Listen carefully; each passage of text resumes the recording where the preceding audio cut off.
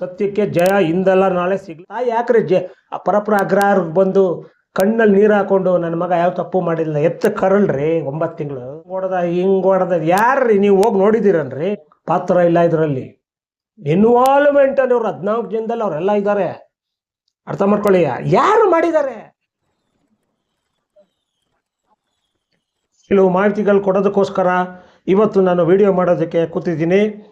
ಪ್ರತಿಯೊಬ್ಬರು ಚಾಚು ತಪ್ಪದೆ ಗಂಭೀರವಾಗಿ ಪರಿಗಣನೆ ಮಾಡಿಕೊಂಡು, ನಾನು ಬೇರೆಯವ್ರ ಥರ ಮಾತಾಡೋದಾಗಲಿ ಮತ್ತೊಂದು ಮಾಡಲ್ಲ. ನನ್ನ ವೈಯಕ್ತಿಕ ಅನಿಸಿಕೆ, ನಾನೊಬ್ಬ ವಿದ್ಯಾವಂತನಾಗಿ ನನಗೂ ಒಂದು ಆಲೋಚನೆ ಮಾಡೋ ಶಕ್ತಿ ಇರೋದ್ರಿಂದ ಇವತ್ತು ನಾನು ಒಂದು ಇತ್ಯರ್ಥ ಮಾಡಿಕೊಂಡೆ, ಮಾತಾಡಲೇಬೇಕು ದರ್ಶನ್ ಅವ್ರ ಬಗ್ಗೆ. ನಾನಾಗಲೇ ದರ್ಶನ್ ಅವ್ರ ಬಗ್ಗೆ 2-3 ವಿಡಿಯೋ ಮಾಡಿದ್ದೆ. ಆದರೆ ಕೆಲವು ವಿಚಾರಗಳ ಬಗ್ಗೆ ನಾನು ವಿಚಾರ ವಿನಿಮಯ ಮಾಡಿಕೊಂಡಿದ್ದೆ. ಈಗ ಇವತ್ತು ನನಗೆ ಇತ್ತೀಚೆಗೆ ದರ್ಶನ್ ಬಗ್ಗೆ ಪ್ರತಿನಿತ್ಯ 10ರಿಂದ 15 ವಿಡಿಯೋಗಳನ್ನ ನೋಡ್ತಾ ಇದ್ದೀನಿ. ಪ್ರತಿಯೊಬ್ಬರು ಅವರವರ ಚಾನಲ್ ಅವರು ನಾನಾ ರೀತಿ ದರ್ಶನ್ ಬಗ್ಗೆ ಇಲ್ಲ ಸಲ್ಲದ, ಕೆಲವರು ಒಂದು ಸತ್ಯ ಒಂದು 50% ಮಾತಾಡ್ತಾರೆ, ಕೆಲವರು ಇಲ್ಲದೇ ಇರೋದನ್ನೇ ಅದೇ ಒಂದು ಗಾದೆ ಇದೆಯಲ್ಲ, ನಾಯಿ ಹೋಯ್ತು ಅಂದರೆ ಆನೆ ಹೋಯ್ತು ಅಂತಾರೆ. ಈ ಥರ ಎಲ್ಲ ನಮಗಿಷ್ಟ ಇಲ್ಲ. ನಾನೊಬ್ಬ ಕನ್ನಡದವನಾಗಿ ತುಂಬ ವರ್ಷದಿಂದ ದರ್ಶನ್ ಅವರ ತಂದೆ ತಾಯಿ ಬಗ್ಗೆ ಗೊತ್ತಿರೋ ಅಂಥವನು, ದರ್ಶನ್ ಫ್ಯಾಮಿಲಿ ಬಗ್ಗೆ ಗೊತ್ತಿರೋ ಅಂಥವನು. ನನಗೆ ದರ್ಶನ್ ಬಗ್ಗೆ, ನಡವಳಿಕೆ ಬಗ್ಗೆ, ವೈಯಕ್ತಿಕವಾದ ಅವ್ರ ಮನಸ್ಸಿನ ಅಂತರಾಳದ ಬಗ್ಗೆ, ಅವ್ರ ಅಂತರಂಗದ ಬಗ್ಗೆ, ಅವ್ರ ಮನಸ್ಥಿತಿ ಬಗ್ಗೆ, ಅವ್ರ ವ್ಯಕ್ತಿತ್ವದ ಬಗ್ಗೆ ಪ್ರತಿ ಒಂದು ನನಗೆ ದೂರದೃಷ್ಟಿಯಿಂದ ದರ್ಶನ ನೋಡ್ತಾನೇ ಬಂದಿದ್ದೀನಿ ನಾನು. ಅರ್ಥ ಆಯ್ತಾ?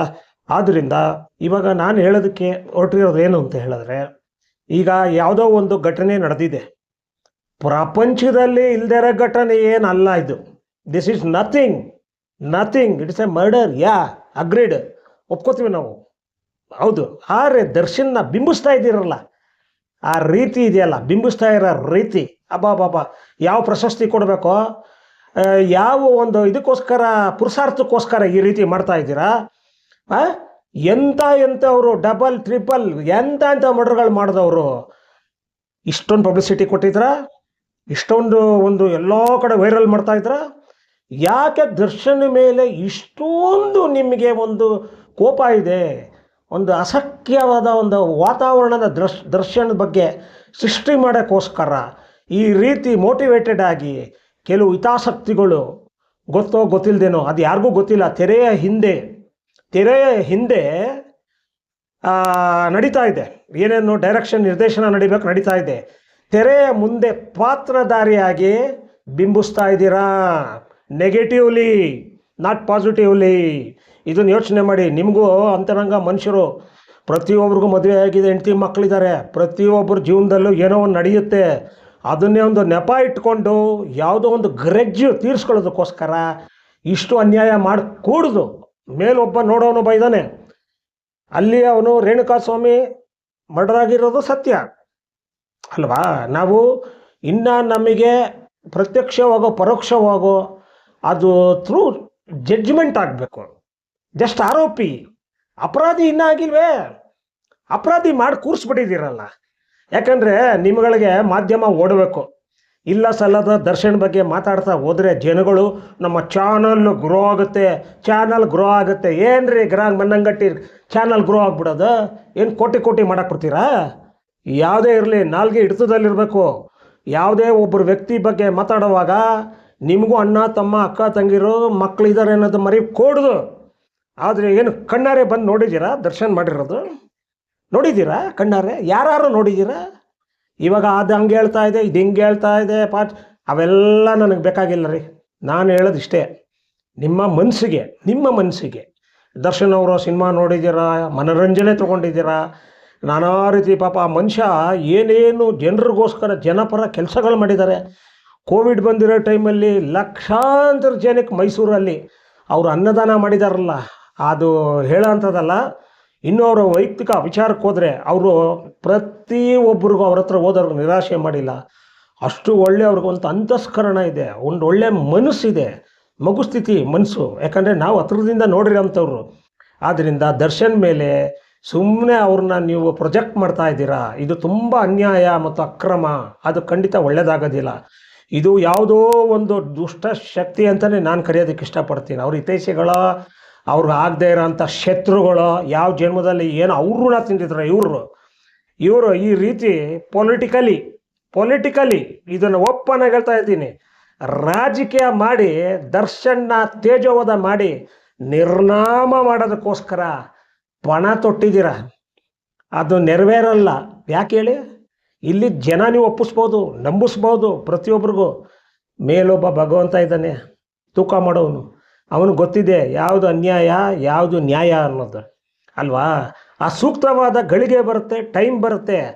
ಇವಾಗಲೇ ಇವತ್ತಿಂದ ಸ್ಟಾರ್ಟ್ ಆಗಿದೆ ಟ್ರಯಲ್ ಸ್ಟಾರ್ಟ್ ಆಗಿದೆ. ಇನ್ನು ಜಸ್ಟ್ ಆರೋಪಿ ಅಪರಾಧಿ ಆಗೋಗಿದೆ ನೀವಾಗಲೇ, ಆಯಿತಾ. ಕೊರ್ದು ನಿಜವಾಗ್ಲೂ ಕಿವಿನ ಬೆಂಡಾಗ್ಬಿಟ್ಟಿದ್ದೇವೆ. ಸ್ವಲ್ಪ ಯೋಚನೆ ಮಾಡಿ. ನಾಗರಿಕತೆ ಇರೋಂಥವ್ನು, ವ್ಯಕ್ತಿತ್ವ ಇರೋಂಥವ್ರು, ಮನುಷ್ಯತ್ವ ಇರೋಂಥವ್ನು, ಆಲೋಚನೆ ಮಾಡೋ ದೃಷ್ಟಿ ಇರೋಂಥವ್ನು ದರ್ಶನ್ ಬಗ್ಗೆ ಇಷ್ಟು ಕೇವಲವಾಗಿ ಪ್ರತಿಯೊಬ್ಬರು ನಡ್ಕೊಳ್ತಾ ಇದ್ದಾರಲ್ಲ, ಆ ಥರ ಇದ್ದಿದ್ರೆ ಮನುಷ್ಯ ಈಗ ಹೇಳ್ತಿರಲ್ಲ ದರ್ಶನ್ ಬಗ್ಗೆ ಅವರು ತುಂಬ ಒಂಥರ ನಟೋರಿಯಸ್ ಪರ್ಸನ್. ಯಾಕಂದರೆ ನಿಮ್ಮ ಫ್ಯಾಮಿಲಿಗೆ ಬಂದೇನಾದ್ರು ತೊಂದರೆ ಕೊಟ್ಟಿದ್ದೀರಾ, ನಿಮ್ಮ ಋಣ ತಿಂದಿದ್ದಾರಾ, ಏನು ಮಾಡಿದ್ದಾರೆ ಅವರು? ಇದೊಂದು ಕೇವಲ ನೀವು ಇದೊಂದು ಇಟ್ಕೊಂಡು ಇನ್ನೂ ಇಟ್ ಹ್ಯಾಸ್ ನಾಟ್ ಬೀನ್ ಜಡ್ಜ್ಮೆಂಟೇ ಕೊಟ್ಟಿಲ್ಲ, it has not been decided. ಯಾಕೆ ಮಾಡಿಬಿಟ್ರಿ ನೀವು ಅವ್ರನ್ನ? ರಿಯಲ್ ಕಲ್ಪ್ರಿಟ್ ಆಗಿದ್ದಾರಾ? ಬೇಕಾದಷ್ಟು ಜನ ದೊಡ್ಡ ಅಧಿಕಾರಿಗಳ ಮಾತಾಡ್ತೀರಾ, ಯೋಚನೆ ಮಾಡಿ ಮಾತಾಡಬೇಕು. ನೀವು ದೂರದೃಷ್ಟಿ ಆಲೋಚನೆಯಿಂದ ಒಬ್ಬ ಏಕ ವ್ಯಕ್ತಿನ ಇಷ್ಟರ ಮಟ್ಟಿಗೆ ನೀವು ತೇಜೋವಧೆ ಮಾಡ್ತಾ ಇದ್ದೀರಲ್ಲ, ನಿಮ್ಮ ಅಂತರಂಗಕ್ಕೆ ಆತ್ಮಸಾಕ್ಷಿಗೆ ಒಪ್ಪುತ್ತಾ? ಇದನ್ನು ಸ್ವಲ್ಪ ಯೋಚನೆ ಮಾಡಬೇಕು, ಗಂಭೀರವಾಗಿ ಯೋಚನೆ ಮಾಡಿ. ದರ್ಶನ್ನು ನಾವು ನೋಡಿರೋಂಗೆ ತುಂಬ ಮುಗ್ಧವಾದ ಮಗು ಸ್ವಭಾವದವರು ದರ್ಶನ್. ನನಗೆ ಗೊತ್ತಿರೋಂಗೆ ಏನು ಅಚಾನಕ್ಕಾಗಿ ಏನು ನಡೀಬಾರ್ದು ಏನೋ ಒಂದು ನಡೆದಿದೆ ಅಲ್ವಾ. ಅದಕ್ಕೋಸ್ಕರ ನೀವು ಅದರಲ್ಲಿ ಎಷ್ಟು ಜನ ಇದ್ದಾರೆ? 14 ಜನ ಇದ್ದಾರೆ, ಕರೆಕ್ಟಾ? 14 ಜನನೂ ಬಿಟ್ಬಿಟ್ರಿ, ಕೇವಲ ಒಂದು ವ್ಯಕ್ತಿನ ಇಟ್ಕೊಂಡಿದ್ದೀರಾ, ದರ್ಶನ್ ಒಬ್ಬನ್ನೇ. ಯಾಕೆ? ಇದು ನನ್ನ ಯಕ್ಷ ಪ್ರಶ್ನೆ. ಇದಕ್ಕೆ ಉತ್ತರ ಕೊಡ್ತೀರಾ? ಕೊಡೋರಿದ್ರೆ ಯಾಕೆ ದರ್ಶನ್ ಮೇಲೆ ಇಷ್ಟೊಂದು ಹಠ ಸಾಧನೆ ಮಾಡ್ತಾ ಇದ್ದೀರಾ? ಕಾರಣ ಇಷ್ಟೇ, ಅಸೂಯೆ, ಹೊಟ್ಟೆ ಕಿಚ್ಚು, ಹೊಟ್ಟೆ ಉರಿ. ಯಾಕೆಂದರೆ ಇವತ್ತು ದರ್ಶನ್ ಇರೋ ಒಂದು ಜನಪ್ರಿಯತೆ ಸಂಪಾದನೆ ಮಾಡಿದಾರಲ್ಲ, ಜನರುಗಳ ಪ್ರಾಣ ಕೊಡೋ ಅಷ್ಟು ಲಕ್ಷಾಂತರ ಜನ ಅಭಿಮಾನಿಗಳ ಸಂಪಾದನೆ ಮಾಡೋಕ್ಕೆ ನಿಮಗೆ ಯೋಗ್ಯತೆಗಳಿಲ್ಲ. ಕೇವಲ ಅಲ್ಲ, ಅವರು ಅಷ್ಟು ಸುಮ್ಮನೆ ಪಡ್ಕೊಂಡಿಲ್ಲ. ಅದು ಹಗಲು ರಾತ್ರಿ ಕಷ್ಟ ಬಿದ್ದಿದ್ದಾರೆ. ಕಷ್ಟದಿಂದ ಬಂದಿರೋಂಥ ವ್ಯಕ್ತಿ, ಅವರು ಬಾಡಿಗೆ ಕಟ್ಟೋಕ್ಕೂ ಒಂದು ಕಾಲದಲ್ಲಿ ಕಾಂಟ್ಯಾಕ್ಟ್ ಲೆನ್ಸ್ ತೊಗೊಳಕ್ಕೂ ದುಡ್ಡಿರಲಿಲ್ಲ ಅಲ್ವಾ. ಅವರಪ್ಪ ಏನು ಡಾಕ್ಟರ್ ರಾಜ್ಕುಮಾರ್ ಸೂಪರ್ ಸ್ಟಾರ್, ದೊಡ್ಡ ಆಕ್ಟ್ರೆಸ್ಗಳ ಮಕ್ಕಳೇನಲ್ಲ ಅವರು ಅಣ್ಣ ಅವರ ಒಂದು ಟ್ರೂಪಲ್ಲಿ ಕಂಪನಿಯಲ್ಲಿ ಪ್ರತಿಯೊಂದು ಚಲನಚಿತ್ರಗಳಲ್ಲೂ ಅವ್ರಿಗೊಂದು ವಿಲನ್ ಪಾತ್ರ. ಅವರ ತಂದೆಯವ್ರಿಗೆ ತೂಗುದೀಪ ಶ್ರೀನಿವಾಸ ಜೆಂಟಲ್ಮ್ಯಾನ್. ಸಿನಿಮಾ ರಂಗದಲ್ಲಿ ಅವರು ಕಳ್ಳ ನಟರಾಗಿದ್ದರು. ನಿಜ ಜೀವನದಲ್ಲಿ ತುಂಬ ಮೃದು ಸ್ವಭಾವದವರು. ಅವರೇ ಆಗಿರಲಿ, ವಜ್ರಮಣಿನೇ ಆಗಿರಲಿ, ವಿಲನ್ಗಳು ತುಂಬ ಒಳ್ಳೆಯವರು. ಅವ್ರು ಕೊಡ್ತಾ ಇದ್ದಿದ್ದು ಎಷ್ಟು ಅವಾಗ? ಆಗಿನ ಕಾಲದಲ್ಲಿ 5,000 ರೂಪಾಯಿ ಅಲ್ಲ, ಲೆಕ್ಕ ಹಾಕೊಳ್ಳಿ. ಇವರು 3 ಜನ ಮಕ್ಕಳನ್ನ ಬೆಂಗಳೂರಲ್ಲಿ ಸಾಕಿ ಅವರು ತುಂಬ ಮಧ್ಯಮ ವರ್ಗದವರು ಆಗಿರಲಿಲ್ಲ. ಇನ್ನು ಪಾಪ ಅವ್ರಿಗೆ ಎಷ್ಟು ಬೇಜಾರಾಗುತ್ತೆ. ಅವ್ರ ಫ್ಯಾಮಿಲಿ ಬ್ಯಾಕ್ಗ್ರೌಂಡ್ ಕತೆ ಕೇಳಿದ್ರೆ ಅದು ಜನಕ್ಕೆ ಗೊತ್ತಾ ನಿಮಗೆ? ಅವ್ರು ಯಾವ್ಯಾವ ರೀತಿ ಅವ್ರಿಗೆ ಬಾಡಿಗೆ ಕಟ್ಟೋಕ್ಕಾಗದೆ ಎಷ್ಟು ವನವಾಸ ಪಟ್ಟಿದ್ದಾರೆ ಅವ್ರ ತಾಯಿ ಅನ್ನೋದು ನಿಮಗೆ ಗೊತ್ತಾ? ಇವತ್ತು ಅವ್ರ ತಾಯಿ ಕ್ಯಾನ್ಸರ್ ಬಂದು ನರಳ್ತಾ ಇದ್ದಾರೆ ಹಾಸಿಗೆ ಮೇಲೆ ಬಿತ್ಕೊಂಡು. ಪಾಪ ಸ್ವಲ್ಪ ಅದ್ರ ಬಗ್ಗೆ ಸ್ವಲ್ಪ ಕಿಂಚತ್ತು ಮನುಷ್ಯತ್ವ ಕನಿಕರ ಇರಬೇಕು ನಿಮಗೆ. ಅವ್ಯಾವುದೂ ಇಲ್ಲ. ಏಕೈಕ ಏನೋ ಅಪ್ಪನ್ನ ಬಿಂಬಿಸ್ಬಿಟ್ಟಿದ್ದೀರಾ, ಇವನೇ ಮಾಡಿರೋದು, ಖಂಡಿತ ಹೇಳ್ತಾ ಇದ್ದೀನಿ. ಆಮೇಲೆ ಇನ್ನೊಂದು ಮುಖ್ಯವಾದ ವಿಚಾರ ಹೇಳ್ತಾ ಇದ್ದೀನಿ ನಾನು. ಇವತ್ತು ಎಷ್ಟೋ ಜನ ರಾಜಕಾರಣಿಗಳ ಮಕ್ಕಳು ಇರ್ಬೋದು, ದೊಡ್ಡ ರಾಜಕಾರಣಿಗಳಿರ್ಬೋದು, ನಾನಾ ರೀತಿಯ ಅಕ್ರಮಗಳು ಮಾಡಿ ಇವತ್ತು ಫ್ರೀಯಾಗಿ ಓಡಾಡ್ತಾ ಇದ್ದಾರೆ. ಒಂದು ಮಾತು ಹೇಳ್ತೀನಿ, ಅದ್ರ ಬಗ್ಗೆ ಸ್ವಲ್ಪ ಯೋಚನೆ ಮಾಡಿ. ಈ ಹುಡುಗಂಗೆ ಯಾರೂ ಬ್ಯಾಕ್ಗ್ರೌಂಡ್ ಇಲ್ಲದೆ ತನ್ನ ಕಾಲ ಮೇಲೆ ತಾನು ಸ್ವಂತ ಈ ಮಟ್ಟದಲ್ಲಿ ನಿಂತ್ಕೋಬೇಕು ಅಂದರೆ ಅದ್ರ ಹಿಂದಿನ ಶ್ರಮ ಎಷ್ಟಿದೆ ಅದನ್ನು ಯಾರು ಯೋಚನೆ ಮಾಡಿದ್ದೀರಾ ಹೇಳಿ? ಅದ್ರ ಬಗ್ಗೆ ಯಾಕೆ ಯಾರೂ ಮಾತಾಡಲ್ಲ? ಕೇವಲ ನೀವು ಅವ್ರನ್ನ ಚುಚ್ತಾ ಇದ್ದಾರೆ, ಹಾಕೊಂಡು ಕೊರಿತಾ ಇದ್ದಾರೆ, ಕೊರ್ರ ಅಂತ. ಏನ್ರಿ ಮಾಧ್ಯಮದವ್ರು ಸ್ವಲ್ಪ ಆಲೋಚನೆ ಮಾಡೋ ಶಕ್ತಿ ಇರಲಿ, ಆಯಿತಾ? ಇನ್ನು ಕೋರ್ಟಲ್ಲಿ trial, it is starting from today 10th ಅರ್ಥ ಮಾಡ್ಕೊಳ್ಳಿ. ಏನು ಅಲ್ಲಿ ಅವರು ಕೋರ್ಟಿಂದ ಇಳಿದು ಬರ್ತಾಯಿದ್ರೆ ನಿಜವಾದ ಅಪರಾಧಿ ಥರನೇ ಅವ್ರನ್ನ ನೀವು ಕ್ಯಾಮ್ರಲ್ಲಿ ಶೂಟ್ ಮಾಡಿ ಅಪರಾಧಿ ಥರನೇ ಅವ್ರ ಜೀಪಲ್ಲಿ ಇಷ್ಟರ ಮಟ್ಟಿಗೆ ಅವ್ರ ವೀಡಿಯೋಗಳನ್ನ ವೈರಲ್ ಮಾಡಿ ಬರ್ತಾ ಇದ್ದೀರಲ್ಲ, ನಿಮಗೇನಾರ ಯಾರಿಗಾರ ಒಂದು ಸ್ವಲ್ಪ ಮನುಷ್ಯತ್ವ ಬೇಡವೇನ್ರಿ? ಎಷ್ಟು ವರ್ಷ ಮನುಷ್ಯ ಬದುಕಿರ್ತಾನ್ರಿ? ಈಗಿನ ಕಾಲದಲ್ಲಿ 28 ವರ್ಷಕ್ಕೆ ನೀರು ಮೇಲೆ ಗುಳ್ಳೆ ಇದ್ದಂಗೆ ಡಮ ಡಮ್, 30 ವರ್ಷ 40 ವರ್ಷ ನೋ ಏಜ್ ಬಾರ್. ಜೀವನದಲ್ಲಿ ನಮ್ಗೆ ಗೊತ್ತಿದೆ ನಾವು ಸಾಯ್ತೀವಿ ಅಂತ ನಮಗೆ ಗೊತ್ತಿದೆ ಅಲ್ವಾ? ಯಾಕೆ ಇನ್ನೊಬ್ರನ್ನ ತುಳಿಯೋದು?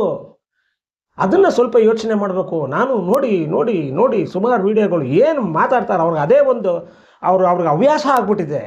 ಅವ್ರಿಗೆ ಒಂದು ಹಣ ಸಂಪಾದನೆ ಮಾಡಬೇಕು, ನಮ್ಮ ಚಾನಲ್ ಗ್ರೋ ಆಗಬೇಕು, ಇಲ್ಲ ಸಲ್ಲದ ಕಟ್ಟು ಕಥೆಗಳನ್ನ ನಿರ್ಮಾಣ ಮಾಡಿ ಜನರಲ್ಲಿ ವಿಷ ಬೀಜ ತುಂಬ್ತಾ ಇದ್ದಾರಲ್ಲ, ಇದ್ರ ಬಗ್ಗೆ ಯಾರು ಯೋಚನೆ ಮಾಡಿದ್ದೀರಾ? ಗಂಭೀರವಾಗಿ ಯೋಚನೆ ಮಾಡಿದ್ದೀರಾ? ಅದನ್ನು ಅವ್ರು ಏನು ಮಾತಾಡಿದ್ರು, ಓ ಹೌದು ನಿಜ, ಹೌದು ನಿಜ. ಇವತ್ತು ನಮ್ಮ ಜನಕ್ಕೆ ನೋಡಿ ಬುದ್ಧಿವಂತರಿದ್ದಾರೆ ಇವತ್ತು ಜನಗಳು. ನಾವು ಸ್ವಲ್ಪ ಯೋಚನೆ ಮಾಡಬೇಕು. ಪ್ರತಿಯೊಬ್ಬರು ಬುದ್ಧಿವಂತರು ಜನಗಳಿದ್ದೀರಾ. ನೀವು ಓದಿದಿರೋ ಬುಟ್ಟಿಲ್ಲ ಅಂದರೂ ಮುಂದಾಲೋಚನೆ ಮಾಡೋ ದೃಷ್ಟಿ, ಚೈತನ್ಯ ಪ್ರತಿಯೊಬ್ಬರಲ್ಲೂ ಇದೆ. ಅದನ್ನು ನೀವು ಯೋಚನೆ ಮಾಡಿ.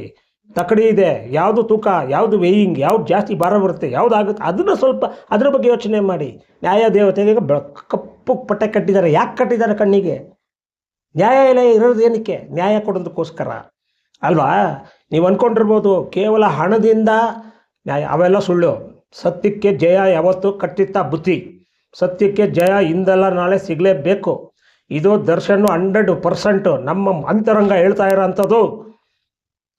ಅವ್ರ ಪಾತ್ರ ಇಲ್ಲ ಇದರಲ್ಲಿ.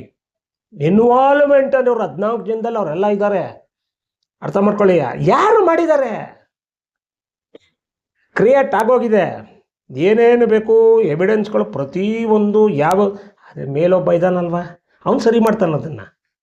ನಾವೇನು ಇಲ್ಲ ಸಲ್ಲದರ ಬಗ್ಗೆ ನಿಜಾಂಶ ಇದ್ದರೆ ಒಪ್ಕೊಳ್ಳೋಣ, ಓಕೆ ಕ್ಯಾರಿ ಆನ್, ನಡೀಲಿ. ಆದರೆ ನನ್ನ ವೈಯಕ್ತಿಕವಾದ ಒಂದು ಅಭಿಪ್ರಾಯದಲ್ಲಿ ಇವತ್ತು ದರ್ಶನ್ ಅವರ ಧರ್ಮಪತ್ನಿ ವಿಜಯಲಕ್ಷ್ಮಿ ಅವರು ದೇವತೆ ಅಂತಲೇ ನಾನು ಕರೆಯೋದಕ್ಕೆ ಇಷ್ಟಪಡ್ತೀನಿ. ಅರ್ಥ ಮಾಡ್ಕೊಳ್ಳಿ. ಯಾಕಂದರೆ ನೋ ಮೋರ್ ವರ್ಡ್ಸ್. ಅವರು ಒಂಥರ ದೊಡ್ಡ ಅವ್ರ ದೇವತೆ ಅಂತಲೇ, ಗಾಡೆಸ್ ಅಂತ ನಾನು ಹೊಗಳ್ತೀನಿ. ಆ ಎಮ್ಮನಲ್ಲಿ ಎಷ್ಟು ಒಂದು ಸೌಮ್ಯತೆ ಇದೆ, ತಾಳ್ಮೆ ಇದೆ. ಅದನ್ನು ಯೋಚನೆ ಮಾಡಿ. ಅಷ್ಟು ಹೋರಾಟ ಮಾಡ್ತಾ ಇದ್ದಾರಲ್ಲ, ಯಾವ ಒಂದು ಬ್ಯಾಕ್ಗ್ರೌಂಡ್ ಸಪೋರ್ಟು ತಗೊಳ್ಳದೆ. She is being an highly qualified educated women. ಅವರು ಮಿಸಸ್ಸು ಅಲ್ವಾ? ಅವರು she is an computer engineer. ಅರ್ಥ ಮಾಡ್ಕೊಳ್ಳಿ. ಶಿ ನೋಸ್ ಯಾವ ನ್ಯಾಯ ಯಾವ್ದು ಅನ್ಯಾಯ, ನನ್ನ ಗಂಡ ಏನು, ನನ್ನ ಗಂಡ ಮಾಡ್ತಾನೆ. ನೋಡಿ, ಎಲ್ಲ ಫ್ಯಾಮಿಲಿಲೂ ಗಂಡ ಅಂತಿರು ಗಲಾಟೆ ಆಗೇ ಆಗುತ್ತೆ. ಕೆಲವು ಆಚೆ ಬರುತ್ತೆ 4 ಗೋಡೆಯಿಂದ, ಕೆಲವು ಬರೋದಿಲ್ಲ. ಇಷ್ಟು ಯೋಚನೆ ಮಾಡಿ. ಎಷ್ಟೊಬ್ಬರ ಕೇವಲ ಒಬ್ಬರು ನಾಯಕ ನಟ ಅಂದರೆ ಇಷ್ಟೊಂದು ಉತ್ತಂಗಣ ಸ್ಥಿತಿಯಲ್ಲಿರಲಿಲ್ಲ. ಆದರೂ ಹೆಸರು ಮಾಡೋ ಟೈಮಲ್ಲೇ ಯಾವುದೋ ಅಚಾನಕ್ಕಾಗಿ ಅವರು ಒಂದು ಗಂಡ ಹೆಂಡ್ತಿರಲ್ಲಿ ಏನೋ ಒಂದು ಭಿನ್ನಾಭಿಪ್ರಾಯ ಬಂದು ಒಂದು ಹೊಡೆದಾಟ ಆಗಿರ್ಬೋದು. ಅದು ಏನು ಪ್ರಪಂಚದಲ್ಲಿ ನಡೆದಿರೋಂಥದ್ದಲ್ಲ. ಪ್ರತಿ 10 ಮನೆಯಲ್ಲೂ 8 ಮನೆಯಲ್ಲೂ ಆ ಥರ ಇರುತ್ತೆ. ಒಪ್ಕೋತೀರಾ ಈ ಮಾತು? ಆದರೆ ನೀವು ಇದನ್ನು ಸ್ವಲ್ಪ ಯೋಚನೆ ಮಾಡಬೇಕು. ಯಾವುದೋ ಒಂದು ನೋಡ್ರಿ, ನಮಗೆ ಪ್ರತಿಯೊಂದು ಎಲ್ಲ ಪರಮಾತ್ಮ ಸಂತೋಷ ಅನ್ನೋದೇ ಕೊಟ್ಬಿಟ್ಟಿದ್ದಿದ್ರೆ ಪ್ರಪಂಚ ಹಿಂಗಿರ್ತಾ ಇತ್ತಾ? ಸುಖ, ಶಾಂತಿ, ಸಂತೋಷ, ನೆಮ್ಮದಿ, ದುಃಖ ಇವೆಲ್ಲ ಪರಮಾತ್ಮ ಮನುಷ್ಯನಲ್ಲಿ ಅಳವಡಿಸಿದ್ದಾನೆ. ಪ್ರತಿಯೊಂದು ಗುಣಗಳು ಪ್ರತಿಯೊಂದರಲ್ಲೂ ಸಂಸಾರದಲ್ಲಿ ನಾನಾ ರೀತಿಯ ಅಡಚಣೆಗಳ ಬರುತ್ತೆ, ತೊಡಕುಗಳು ಸ್ಟಾರ್ಟ್ ಆಗುತ್ತೆ. ಇದ್ರ ಬಗ್ಗೆ ನಮಗದಕ್ಕೆ ಸಂಬಂಧಪಟ್ಟಿದ್ದಲ್ಲ, ಸಂಬಂಧ ಪಡೆದೇ ಇರೋಂಥ ವಿಷಯನ ಅದನ್ನು ಇಟ್ಕೊಂಡು ನೀವು ವೈರಲ್ ಮಾಡ್ತೀರಲ್ಲ. ನಿಮ್ಮ ಫ್ಯಾಮಿಲಿ ಕರೆಕ್ಟಾಗಿದೆಯಾ? ಪ್ರತಿಯೊಬ್ಬರು ಫ್ಯಾಮಿಲಿ ಕರೆಕ್ಟಾಗಿದೆಯಾ? ನಿಮ್ಮ ಮಗಳು ಅಳಿಯ ಕರೆಕ್ಟಾಗಿದ್ದಾರಾ? ನನ್ನ ಮಗ ಸೊಸೆ ಕರೆಕ್ಟಾಗಿದ್ದಾರಾ? ನಾವು ನಮ್ಮದನ್ನು ಫಸ್ಟ್ ಯೋಚನೆ ಮಾಡಬೇಕು. ನಮ್ಮ ಸಂಸಾರದ ಬಗ್ಗೆ, ನಮ್ಮ ಬಗ್ಗೆ, ಆಗು ಹೋಗುವುಗಳ ಬಗ್ಗೆ ಇದನ್ನು ನಾವು ಯೋಚನೆ ಮಾಡಬೇಕಾಗತ್ತೆ. ಅರ್ಥ ಮಾಡ್ಕೊಳ್ಳಿ. ಆಮೇಲೆ ನೀವು ವ್ಯಕ್ತಪಡಿಸಿ ನಿಮ್ಮ ಅನಿಸಿಕೆಗಳನ್ನ. ನಾ ಸಾಚ ಹಾಗೆ ಎಲ್ಲ ಹಿಂಗೊಂದು ನಿಮ್ಮ ಈ ಬೆರಳು ಯಾರು ನೋಡ್ತಾ ಇರುತ್ತೆ? ನಮ್ಮನ್ನು ನೋಡ್ತಾ ಇರುತ್ತೆ. ಇದನ್ನು ಒಬ್ಬ ಎಜುಕೇಟೆಡೇ ಆಗಿಲ್ಲ, ಅನ್ಎಜುಕೇಟೆಡ್ ಆಗಲಿ ಆಲೋಚನೆ ಮಾಡೋ ಶಕ್ತಿ ಇದ್ದರೆ ಯೋಚನೆ ಮಾಡಿ. ಆದರೆ ದರ್ಶನ್ ಅವರಿಗೆ ನಾನು ಕೇಳ್ಕೊಳ್ಳೋದಿಷ್ಟೇ, ನಾನು ಹೆಚ್ಚಿಗೆ ಏನೂ ಹೇಳೋದಿಲ್ಲ. ಈಗ ದರ್ಶನ್ ಅವರಿಗೆ ಜಾಮೀನು ಸಿಕ್ಕಿತ್ತು, ಅದು ಎಲ್ಲರಿಗೂ ಗೊತ್ತಿರೋ ಅಂಥ ವಿಚಾರನೇ. ಯಾರಿಂದ? ಎಮಿನೆಂಟ್ ಆ್ಯಂಡ್ ಕೇಪಬಲ್ ಜನಪ್ರಿಯ ವಕೀಲರು. ಯಾರು? ಕ್ರಿಮಿನಲ್. ಇಡೀ ಇಂಡಿಯಾಗೆ ಫಸ್ಟ್ ಸಿ ವಿ ನಾಗೇಶ್ ಅವರು ಕೈ ಹಾಕಿದ್ರೆ ಮುಗಿದೋಯ್ತು. ಜಡ್ಜು ಅಳ್ಳಾಡ್ಬಿಡ್ತಾರೆ. ಯಾಕಂದ್ರೆ ಅವ್ರ ಪಾಯಿಂಟ್ಸ್ ಹಂಗಿರುತ್ತೆ, ಆರ್ಗ್ಯುಮೆಂಟ್ಸ್ ಹಂಗಿರುತ್ತೆ. I will intellect person. ಅವ್ರ ಕೇಸ್ ಸ್ಟಡಿ ಮಾಡುವಾಗಲೇ ತಗೊಳ್ಳೋದೋ ಬೇಡವೋ ಅಂತ ನೋಡ್ತಾರೆ ಅವರು. ಸಿ ವಿ ನಾಗೇಶ್ ಅವರು ಮಾಡಿರೋ ತಪ್ಪನ್ನೆಲ್ಲ ಮುಚ್ಚಾರ್ಸ್ಕೋಸ್ಕರ, ದುಡ್ಡುಗೋಸ್ಕರ ಸಿ ವಿ ನಾಗೇಶ್ ಅವರು ಏನು ಬಂದು ವಾದ ಮಾಡಲ್ಲ ಕೋರ್ಟಲ್ಲಿ. ಸಿ ವಿ ನಾಗೇಶ್ ಅವರಿಗೆ ಒಂದು ನ್ಯಾಯದ ಪರ ಆ ಮನುಷ್ಯ, ಇಲ್ಲಾಂದ್ರೆ ಇಷ್ಟೊಂದು ಜನಪ್ರಿಯತೆ ತಗೊಳಕ್ಕೆ ಅಸಾಧ್ಯ. ಇವತ್ತು ಸಿ ವಿ ನಾಗೇಶ್ ಅವ್ರಿಗೆ ಅವರು ಅದೆಷ್ಟು ಅಸಿಸ್ಟೆಂಟ್ಗಳೇ, ಜೂನಿಯರ್ ಲಾಯರ್ಸ್ 100 ಜನ ಇದ್ದಾರೆ. ಅವರಿಂದ ಇವತ್ತು ಎಷ್ಟೋ ಜನ ಜನಪ್ರಿಯ ವಕೀಲರಾಗಿ ಸುಪ್ರೀಂ ಕೋರ್ಟಲ್ಲಿ ಕಾರ್ಯನಿರ್ವಹಿಸ್ತಾ ಇದ್ದಾರೆ. ಸೆಷನ್ ಕೋರ್ಟಲ್ಲಿರ್ಬೋದು, ಫ್ಯಾಮಿಲಿ ಕೋರ್ಟಲ್ಲಿರ್ಬೋದು, ಡಿಸ್ಟ್ರಿಕ್ಟ್ ಹೈಕೋರ್ಟಲ್ಲಿರ್ಬೋದು ಅಂತ ಲೆಕ್ಕ ಹಾಕೊಳ್ಳಿ. Is more than A judge. ಅಷ್ಟು ಅನುಭವ, ಎಕ್ಸ್ಪೀರಿಯನ್ಸ್ ಸಿ ವಿ ನಾಗೇಶ್ ಅವರ ಮುಂದೆ. ಅವರು ಮಾತನ್ನ ಮೋಡಿ, ಅವರು ಜಸ್ಟ್ ಒಂದು ಪಾಯಿಂಟ್ಸ್ ಇಟ್ಕೊಂಡು ಮಾಡಿದ್ರೆ, ಈ ದರ್ಶನ್ ಕೇಸಲ್ಲಿ ಆಕ್ಸೆಪ್ಟ್ ಸಿ ವಿ ನಾಗೇಶ್ ಅವರು ಇದ್ದರೆ ಮಾತ್ರ ಜಯ ಕತ್ತಿತ ಬುತ್ತಿ. It's a challenge. C V Nagesh ಅವರು ವಾದ ವಿವಾದ ಟ್ರಯಲ್ನಲ್ಲಿ A to Z ದರ್ಶನ್ ಅವ್ರ ಬಗ್ಗೆ ಇದುವರೆಗೂ ಬೇರೆಯವರು ಅವರು ಇವರು ಯಾರ್ಯಾರೋ ಮಾಡಿದ್ದಾರೆ, ಅವ್ರ ಬಗ್ಗೆ ನಂದೇನು ಆಕ್ಷೇಪಣೆ ಇಲ್ಲ. ಆದರೆ ಇದಕ್ಕೆ ಕೇಪಬಿಲಿಟಿ ಪರ್ಸನ್ ಇದನ್ನು ಹ್ಯಾಂಡಲ್ ಮಾಡಿ, ಇದನ್ನು ಸಾಲ್ವ್ ಮಾಡಿ, ದರ್ಶನ್ ಒಬ್ಬರು ನಿರಪರಾಧಿ ಅಂತ ಸಾಬೀತು ಮಾಡೋ ಒಂದು ಸಾಮರ್ಥ್ಯ, ಆ ಒಂದು ಶಕ್ತಿ, ಆ ಒಂದು ಬುದ್ಧಿ ಪ್ರತಿ ಒಂದು ಸಿ ವಿ ನಾಗೇಶ್ ಅವರಲ್ಲಿದೆ. ಅರ್ಥ ಮಾಡ್ಕೊಳ್ಳಿ. ಸಿ ವಿ ನಾಗೇಶ್ ಅವರು ಅಷ್ಟು ಸುಲಭ ಕೇಸ್ ತಗೊಳ್ಳುವಾಗ ಕುಲಂಕುಷವಾಗಿ ಒಂದೊಂದು ಪಾಯಿಂಟ್, ಒಂದೊಂದು ವರ್ಡನ್ನು ಅವರು ಸ್ಟಡಿ ಮಾಡಿ, ಅವರು ಅದ್ರ ಬಗ್ಗೆ ಅಧ್ಯಯನ ಮಾಡಿ ತುಂಬ ದಿನದ ನಂತರ ಒಪ್ಕೊಡ್ತಾರೆ ಅವರು. ಕೇವಲ ನೀವು ಕೋಟಿ ಎತ್ಕೊಂಡು ಹೋಗಿ ಸುರಿದ್ರು, ಯು ಡೋಂಟ್ ಕೇರ್. ದುಡ್ಡುಗೋಸ್ಕರ ಬೆಲೆ ಕೊಡೋ ಅಂಥ ವ್ಯಕ್ತಿ ಅಲ್ಲ. ಯಾಕಂದರೆ ಅವರು ದುಡ್ಡುಗೋಸ್ಕರ ಇದನ್ನು ಮಾರ್ಕೊಳ್ಳಲ್ಲ ಸಿ ವಿ ನಾಗೇಶ್ವರು. ಸಿ ವಿ ನಾಗೇಶ್ವರವರು ಅಂತರಂಗದಿಂದ ಒಂದು ಒಳ್ಳೆಯದ್ರ ಬಗ್ಗೆ ಅವನು ತಪ್ಪು ಮಾಡಿಲ್ಲ, ಅವನಿಗೆ ನಾನು ವಾದ ಮಾಡಿ ಗೆಲ್ಲಿಸಬೇಕು, ಅದೇ ನನ್ನ ಪುಣ್ಯ ಅಂತ ಧ್ಯೇಯ, ಆ ಧ್ಯೇಯ ಇಟ್ಕೊಂಡು ಸಿ ವಿ ನಾಗೇಶ್ ಅವರು ಇವತ್ತು ಮಾಡ್ತಾ ಇದ್ದಾರೆ. ಒಂದು ತಿಳ್ಕೊಳ್ಳಿ ವಿಜಯಲಕ್ಷ್ಮಿ ಅವರೇ, ತಾವೇನಾರ ನನ್ನ ಲೈವ್ ನೋಡ್ತಾ ಇದ್ದಾರ್ರಿ, ದಯವಿಟ್ಟು ಕೈ ಮುಗಿದು ಕೇಳ್ಕೊತಾ ಇದ್ದೀನಿ. ಇದುವರೆಗೂ ನೋಡಿ, ಇವತ್ತು ನಿಮ್ಮ ಪತಿಗೆ ಇವತ್ತು ಜಾಮೀನು ಸಿಗೋದಕ್ಕೆ ಮೂಲ ಕಾರಣ ಸಿ ವಿ ನಾಗೇಶ್ ಅವರು. ಯಾಕೆಂದರೆ ಅವರು ಆ ವಾದದ ಥರ ಇದೆಯಲ್ಲ, ಆ ನೋಡಿ ಜಡ್ಜೆ ಏನು ಮಾತಾಡಲ್ಲ, ಆ ಮನಸ್ಥಿತಿಗೆ ಜಡ್ಜಿನ ತಂದಿಕ್ಬಿಡ್ತಾರೆ. ಯಾಕಂದರೆ ಸಿ ವಿ ನಾಗೇಶ್ ಅವರು ಒಂದೊಂದು ಮಾತು ಕರೆಂಟ್ ಇದ್ದಂಗೆ ಇರುತ್ತೆ, ಕರೆಂಟ್ ಶಾಕ್ ಹೊಡೆದಂಗೆ ಆಗುತ್ತೆ ಜಡ್ಜಿಗೆ. ಯಾಕೆಂದರೆ ಅಲ್ಲಿ ಯಾವುದೋ ಅಲ್ಲಿ ತಪ್ಪಿರೋದಿಲ್ಲ, ನಿಜಾಂಶ ಆಚೆ ಎದ್ದು ತೋರಿಸ್ತಾ ಇದೆ, ಬಿಂಬಿಸ್ತಾ ಇದೆ. ಅವರು ಒಂದೊಂದು ಮಾತಲ್ಲೂ ಒಂದೊಂದು ಇಂಗ್ಲೀಷ್ ಪದ, ಅವರು ಮಾತಾಡೋ ಇಂಗ್ಲೀಷ್ ಇಡೀ ನಾನು ಎಲ್ಲೂ ನೋಡಿಲ್ಲ ಬಿಡಿ. ಕನ್ನಡದವರು ಯಾವ ಭಾಷೆಯವರು ನನಗೆ ಗೊತ್ತಿಲ್ಲ. ಕನ್ನಡನೂ ಅಷ್ಟೇ ಸ್ಪಷ್ಟವಾಗಿ, ಸೊಗಸಾಗಿ, ಸುಲಲಿತವಾಗಿ ಮಾತಾಡ್ತಾರೆ. ಇಂಗ್ಲೀಷು ನೀರು ಕುಡ್ದಂಗೆ ಧಾರಾಳವಾಗಿ ಎಂಥ ಅಮೆರಿಕನ್ ಇಂಗ್ಲೀಷ್ ಮಾತಾಡ್ತಾರೆ. ತುಂಬ ಮನುಷ್ಯ ಅನುಭವದಲ್ಲಿ ತುಂಬ ಎತ್ತಿದ ಕೈ. ಅರ್ಥ ಮಾಡ್ಕೊಳ್ಳಿ. ನಮಗೆ ಅವರು ಸಿ ವಿ ನಾಗೇಶ್ ಅವರು ನಿಜವಾಗ್ಲೂ ಅವ್ರನ್ನ ನಾವು ಒಬ್ಬರು ದೇವರಾಗೆ ನಾನು ಕಾಣ್ತಾ ಇರೋದು. ಯಾಕಂದರೆ ಚಿಕ್ಕ ಹುಡುಗನಿಂದ ನಾನು ಅವ್ರನ್ನ ನೋಡ್ಕೊಂಬರ್ತಾ ಇದ್ದೀನಿ. ಪ್ರತಿಯೊಂದು ಅವರು ತಗೊಳ್ಳೋ ಅಂಥ ಕೇಸ್ಗಳು 100ಗೆ 80% ಸಕ್ಸಸ್ಫುಲ್ ಆಗಿದೆ. ಎಲ್ಲೋ ಕೆಲವು ಅಡಚಣೆಯಿಂದ ಯಾವುದೋ ಒಂದು 20% ಫೇಲ್ಯೂರ್ ಆಗಿರ್ಬೋದು. ಅರ್ಥ ಮಾಡ್ಕೊಳ್ಳಿ.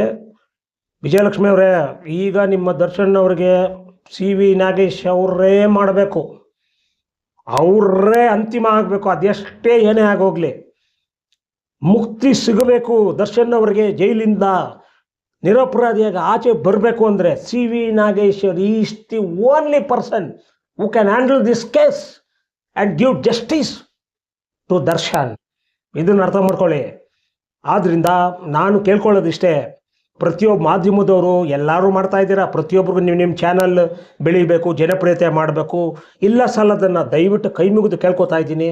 ಏನೇ ನೈಜ, ಸ್ಟ್ರೈಟ್ ಫಾರ್ವರ್ಡ್, ಸ್ಟ್ರೈಟ್ ಸೀದಾ ಸಾದ ಮಾತಾಡಿ, ಡೈರೆಕ್ಟಾಗಿ ಮಾತಾಡಿ, ನಿಮ್ಮ ಗೊತ್ತಿರೋ ವಿಚಾರ ಮಾತ್ರ ಮಾತಾಡಿ. ನೆಗೆಟಿವ್ ಬಗ್ಗೆ ನಿಮಗೆ ಮಾತಾಡೋ ನೈತಿಕತೆ ನಿಮಗಿಲ್ಲ. ನಾನು ಮಾತಾಡ್ಬೋದಾಗಿತ್ತಲ್ವ ನೆಗೆಟಿವ್ ಆಗಿ? ನನಗೆ ನಿಜಾಂಶ ಗೊತ್ತಿದೆ ಅಲ್ವಾ, ಸತ್ಯದ ಬಗ್ಗೆ, ನ್ಯಾಯದ ಬಗ್ಗೆ, ಒಂದು ಒಳ್ಳೆಯದ್ರ ಬಗ್ಗೆ.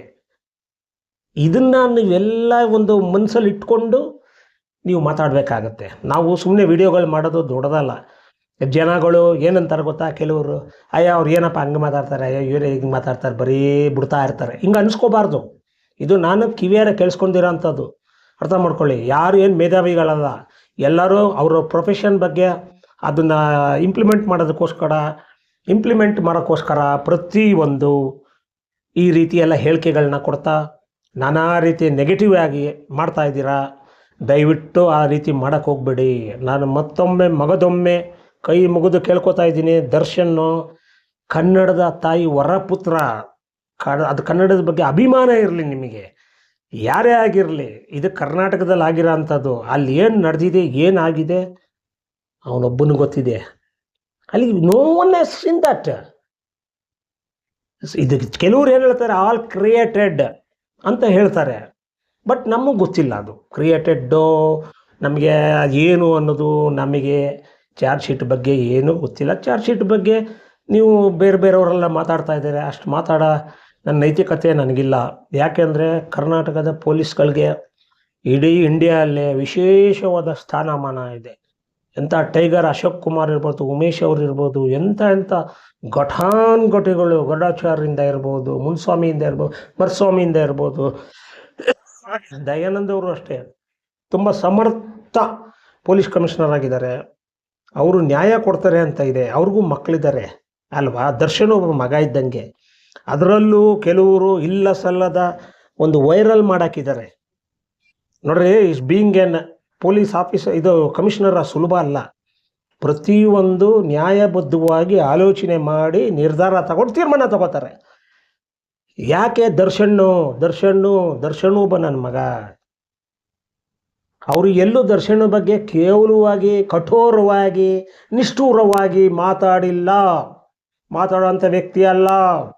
ಅಂಥ ವ್ಯಕ್ತಿ ಆಗಿದ್ದರೆ ಅವ್ರು ಕಮಿಷನರ್ ಆಗೋದಕ್ಕೆ ಅರ್ಹತೆ ಇರಲಿಲ್ಲ.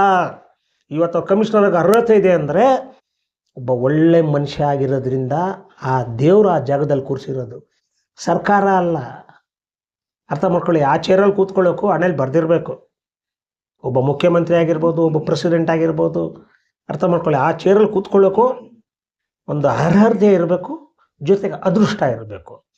ಆದರೆ ನಾನು ಇವಾಗ ಇಷ್ಟೇ ಕೇಳ್ಕೊಳ್ಳೋದು, ಇನ್ನು ಮುಂದೆ ಮಾಧ್ಯಮದವ್ರಿಗೆ ಇವಾಗ ಎಲ್ಲ ಸ್ಟಾರ್ಟ್ ಆಗಿದೆ. ಇದುವರೆಗೂ ಏನೇನು ಹೇಳಬೇಕು, ಏನೇನು ಒದರಬೇಕು ಎಲ್ಲ ಒದರಾಗೋಗಿದೆ. ಇಲ್ಲ ಸಲ್ಲದು ಎಲ್ಲ ಒದರಾಗೋಗಿದೆ. ಬಾಯಿ ಪಾಪ ತುಂಬ ನೋವು ಬಂದ್ಬಿಟ್ಟಿದೆ ಎಲ್ಲರಿಗೂ. ಸ್ವಲ್ಪ ತಾಳ್ಮೆ, ವಿರಾಮ ತಗೊಳ್ಳಿ. ಏನು ಕರ್ಸೋದು, ಅವ್ರು ಕರ್ಸೋದು, ಇವ್ರು ಕರ್ಸೋದು, ನೀವು ಹಂಗೇಳಿ ಹಿಂಗೇಳಿ. When it is in the court before the table, ಯಾರು ಜಡ್ಜ್ ಟೇಬಲ್ ಮುಂದೆ ಇದೆ, ಬಾಲ್ ಜಡ್ಜ್ ಟೇಬಲ್ ಮುಂದೆ ಇದೆ. ಜಡ್ಜಿಗೆ ಗೊತ್ತು ಯಾವ ರೀತಿ. ಜಡ್ಜ್ಗಳು ಏನು ಸಾಧಾರಣ ಅಲ್ಲ. ಅವರು ಎಲ್ಲ ಥರ ಕೇಸ್ಗಳು ನೋಡಿ ಎಷ್ಟು ಜನಕ್ಕೆ ಅವರು ನ್ಯಾಯ ಕೊಟ್ಟಿಲ್ಲ. ಕೇವಲ ಮಾಧ್ಯಮದವರು ಯಾರೋ ಅವರೋ ಇವರೋ ಹೇಳಿದ್ರೆ ಅವೆಲ್ಲ ಜಡ್ಜು ಇರೋರು ನ್ಯಾಯ ನೀತಿ ಧರ್ಮ ಪರಿಪಾಲನೆ ಮಾಡೋ ಅಂಥ ಒಳ್ಳೆ ವ್ಯಕ್ತಿಗಳು ಜಡ್ಜ್ ಆಗೋದು ನೇಮಕ ಆಗಿದ್ದಾರೆ.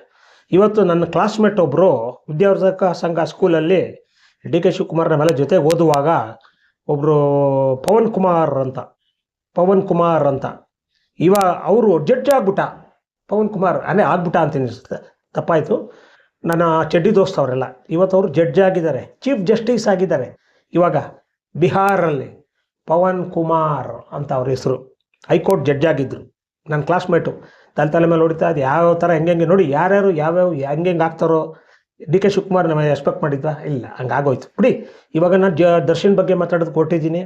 ಆದ್ದರಿಂದ ದರ್ಶನ್ ಅವರು ನಾವೆಲ್ಲ ದೇವ್ರನ್ನ ಕೇಳ್ಕೊಳ್ಳೋದಿಷ್ಟೇ.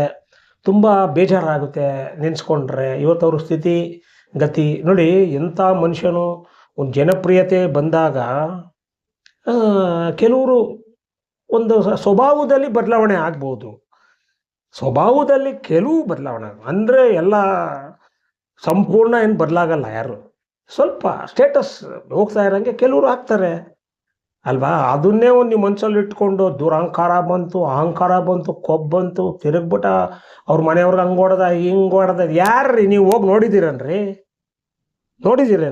ಅವ್ರ ತಾಯಿ ಯಾಕ್ರಿ ಪರಪರ ಅಗ್ರಹಾರಕ್ಕೆ ಬಂದು ಕಣ್ಣಲ್ಲಿ ನೀರು ಹಾಕೊಂಡು ನನ್ನ ಮಗ ಯಾವ ತಪ್ಪು ಮಾಡಿಲ್ಲ ಎತ್ತ ಕರಳ್ರಿ 9 ತಿಂಗಳು ಅವ್ರು ಹೇಳಿಲ್ವೇನ್ರಿ? ಯಾವ ತಪ್ಪು ನನ್ನ ಮಗ ಮಾಡಿ ಎತ್ತು ತಾಯಿ ಕರಳು ಯಾವತ್ತು ಸತ್ಯನೇ ಹೇಳೋದು.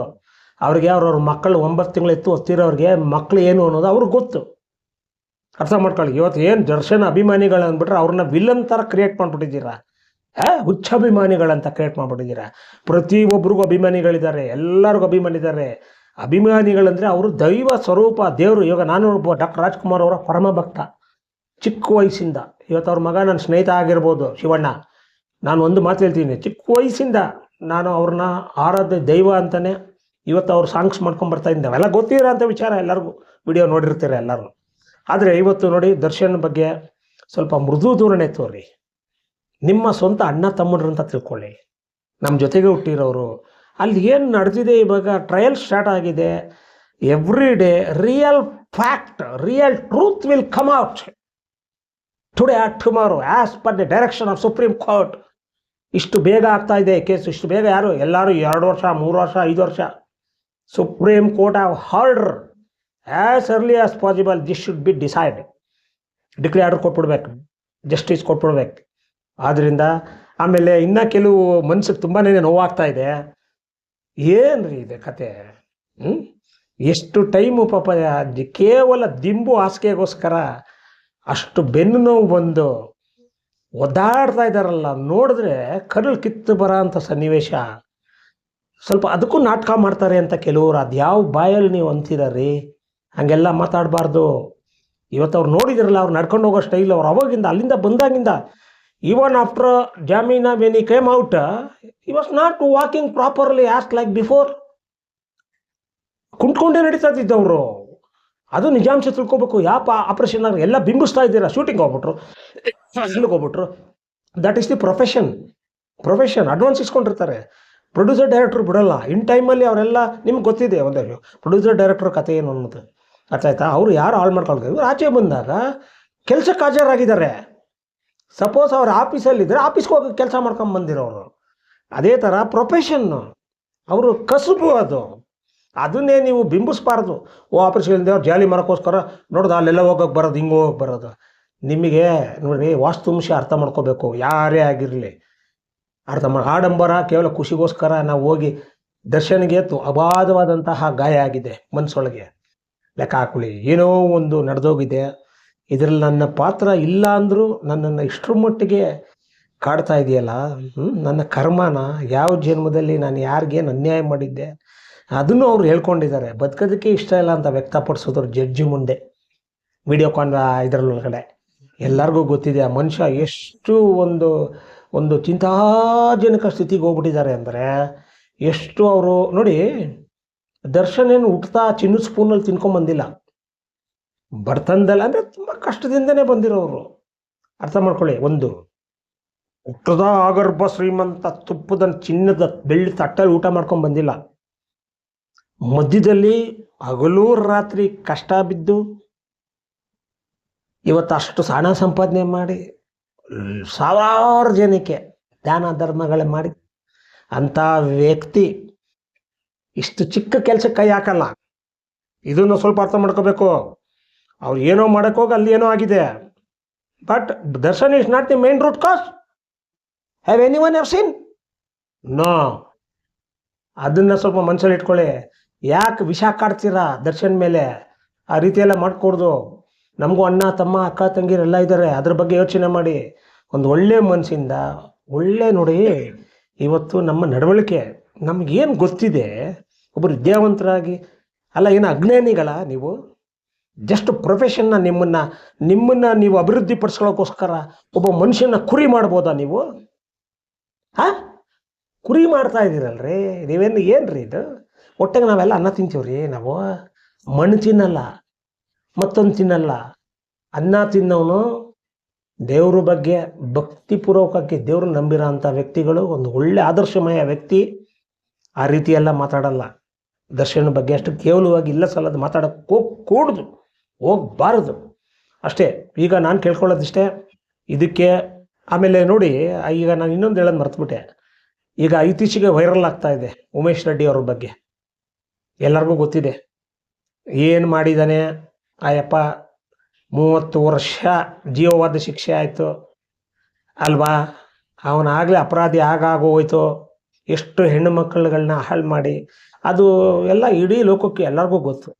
ಅಂಥ ವ್ಯಕ್ತಿಗೆ ರೀಸೆಂಟಾಗಿ ಮೊಬೈಲ್ ಫೋನ್, ಐ5 ಫೋನ್ ರಾಜಯೋಗ.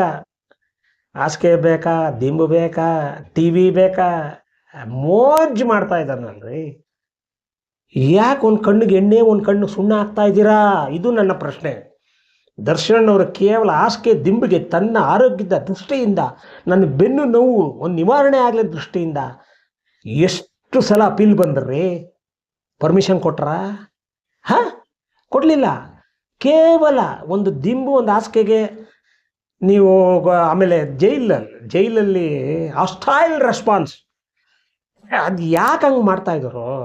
ಯಕ್ಷ ಪ್ರಶ್ನೆ ಆಗ್ಬಿಟ್ಟಿದೆ.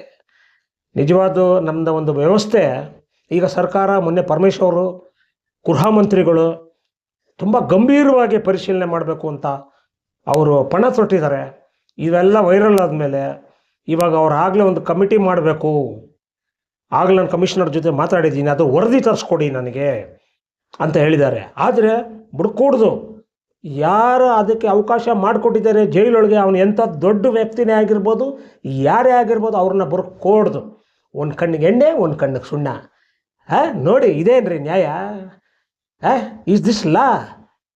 ಸ್ವಲ್ಪ ಯೋಚನೆ ಮಾಡಿ. ನಮಗೆ ಒಂಥರ ನಾಚಿಕೆ, ಅಸಹ್ಯ ಆಗ್ತಾಯಿದೆ. ಇವೆಲ್ಲ ಬೇಕೇನ್ರಿ? ಇವೆಲ್ಲ ಬೇಡ. ನಾವು ಭಾರತೀಯರು ಸುಸಂಸ್ಕೃತರು. ನಮ್ಮದೇ ಆದಂತಹ ಒಂದು ಆಚಾರ ವಿಚಾರಗಳಿವೆ, ನಮ್ಮದೇ ಆದಂತಹ ಒಂದು ವ್ಯಕ್ತಿತ್ವನ ಪ್ರತಿಯೊಬ್ಬ ಮನುಷ್ಯರು ನಾವು ಇರೋದು ಸಮಾಜದೊಳಗಡೆ, ಸಮಾಜದಿಂದ ಹೊರಗಡೆ ಇಲ್ಲ. ಆದರೆ ಮಾಧ್ಯಮದವ್ರಿಗೆಲ್ಲ ನನ್ನನ್ನು ಈ ಒಂದು ಇದ್ರ ಮುಖೇನ, ಯೂಟ್ಯೂಬ್ ಮುಖೇನ ಕೇಳ್ಕೊಳ್ಳೋದಿಷ್ಟೇ, ನೀವೆಲ್ಲ ನಮ್ಮ ಸಹೋದರ ಸಹೋದರಿಯರಾಗಿದ್ದೀರಾ. ಯಾವುದ್ರ ಬಗ್ಗೆ ಯಾರು ನೀವು ವಿಷಯ ಪ್ರಸ್ತಾಪ ಮಾಡುವಾಗ ಆಲೋಚನೆ ಮಾಡಿ, ನಿಜಾಂಶ ಇದ್ದರೆ ಮಾತ್ರನೇ ತಾವು ವ್ಯಕ್ತಪಡಿಸಿ. ಯಾಕಂದರೆ ಇದು ಸೋಷಿಯಲ್ ಮೀಡಿಯಾವ್ರನ್ನೂ ಸೇರಿಸಿ ಎಲ್ಲರೂ ಹೇಳ್ತಾ ಇದ್ದೀನಿ, ಲಕ್ಷ ಕೋಟಿ ಜನ ನೋಡ್ತಾ ಇದ್ದಾರಲ್ವೇ. ನಾಳೆ ದಿನ ನಿಮ್ಮ ಚಾನಲ್ ಗ್ರೋ ಆಗಬೇಕು. ಅದೆಲ್ಲ ಈ ಥರ ಎಲ್ಲ ಸುಳ್ಳುಗಳು ಹೇಳ್ಕೊಂಡ್ರೆ ಆಗುತ್ತಾ? ಬೇಡಿ. ಇನ್ನು ಮುಂದೆ ನಾನು ಕೇಳ್ಕೊಳ್ಳೋದಿಷ್ಟೇ, ಸದ್ಯದಲ್ಲೇ ಇವಾಗ ಟ್ರಯಲ್ ಶುರು ಆಗಿದೆ. ಇವತ್ತಿಂದ 10ನೇ ತಾರೀಕಿಂದ ಇದು ಸಿ.ವಿ. ನಾಗೇಶ್ ಅವರು ಮಾಡ್ತಾಯಿದ್ದಾರೆ. ಏನೋ ಅದು ನನಗಿನ್ನೂ ಸರಿ ಗೊತ್ತಿಲ್ಲ. ಯಾಕಂದರೆ ಜಾಮೀನಿಗೆ ಅವರೇ ಮಾಡಿದ್ದು. ಸಿ.ವಿ. ನಾಗೇಶ್ ಅವರೇ ಮಾಡಬೇಕು. ಅವರು ಮಾಡಿದ್ರೇ ಜಯ ಕತ್ತಿತ ಬುತ್ತಿ. ಇದು ವಿಜಯಲಕ್ಷ್ಮಿ ಅವ್ರಿಗೆ ಮತ್ತೊಮ್ಮೆ ಮಗದೊಮ್ಮೆ ಕೈ ಮುಗಿದು ಕೇಳ್ಕೊತಾ ಇದ್ದೀನಿ. ಎಷ್ಟೇ ಏನೇ ಆದರೂ ಪರವಾಗಿಲ್ಲ, ಸಿ.ವಿ. ನಾಗೇಶ್ ಅವರೇ ಇದಕ್ಕೆ ಅಂತಿಮವಾದಂತಹ ವಾದ ಮಂಡನೆ ಮಾಡಿದ್ರೆ ದರ್ಶನ್ ನಿರಪರಾಧಿಯಾಗಿ ಆಚೆ ಬರೋದ್ರಲ್ಲಿ ಸಂಶಯನೇ ಇಲ್ಲ ಅಂತ ಹೇಳಿ ಇಷ್ಟು ಮಾತು ಮುಗಿಸ್ತಾ ಇದ್ದೀನಿ. ದರ್ಶನ್ ಅವ್ರಿಗೆ ಆಯುಷ್ ಆರೋಗ್ಯ ಕೊಡಪ್ಪ, ಒಳ್ಳೇದು ಮಾಡಪ್ಪ. ನಮ್ಮ ಕನ್ನಡದ ತಾಯಿ ವರಪುತ್ರ, ಅದರಲ್ಲೂ ತೂಗುದೀಪ ಶ್ರೀನಿವಾಸ್ ಅವ್ರು ನಮ್ಮನ್ನೆಲ್ಲ ಮನೋರಂಜನೆ ಮಾಡಿದ್ದಾರೆ. ಒಳ್ಳೆ ತಾಯಿ ತಂದೆಯರು ಹೊಟ್ಟೆಯಲ್ಲಿ ಹುಟ್ಟಿದ್ದಾರೆ. ಯಾವುದೋ ಒಂದು ಘಟನೆಯಿಂದ ಆ ಮನುಷ್ಯನ ಆ ಮಟ್ಟಕ್ಕೆ ತಂದು ಕೂರಿಸ್ಬಿಟ್ಟಿದ್ದೀರಲ್ಲ, ಇದು ಒಳ್ಳೆಯದಾ ಕೆಟ್ಟದ? ಯಾರು ನಿಮ್ಮ ಅನಿಸಿಕೆಗಳನ್ನಿದ್ದರೆ ಕಾಮೆಂಟ್ ಬಾಕ್ಸ್ಗೆ ಹಾಕೋದನ್ನು ಮರಿಬಾರ್ದು.